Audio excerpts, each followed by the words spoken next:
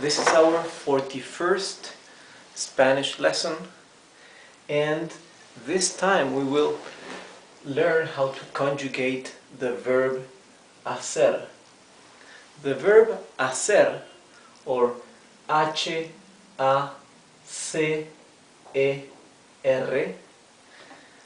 means to do or to make.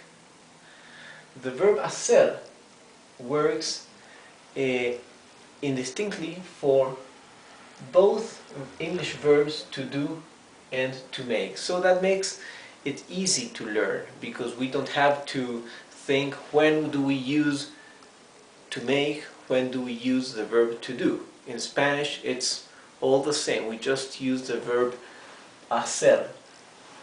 The verb hacer belongs to the group of verbs that end in ER, in ER, right? Here, ER. And it is irregular, but just because of the first person, right? For this pronoun, for I. All the other conjugations for the other pronouns are regular, as you can see here. We've seen before how to conjugate the verbs that end in ER, and you can see that this is pretty regular. This is the only exception because it changes the C for a G here, right? Hago. So let's start conjugating for I, right? This is I, you, he, we, you plural, they.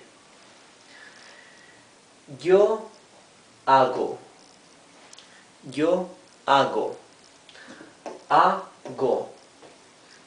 Tú haces. Él hace.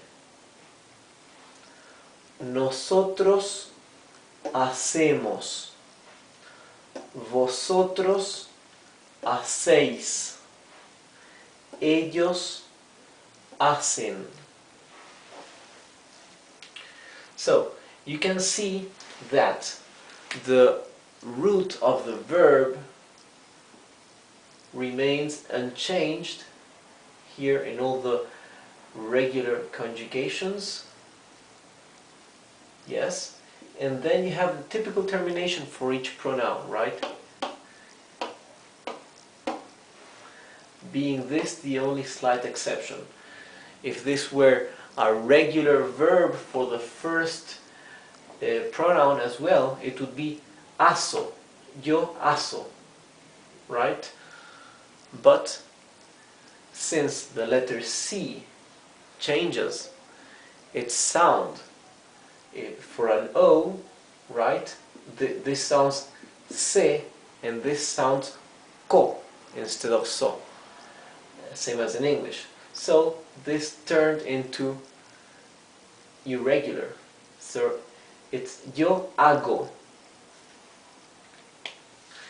Also remember that the third person of the singular, he or él, is also for she and for it, right? So in Spanish we would say él for he, ella for she.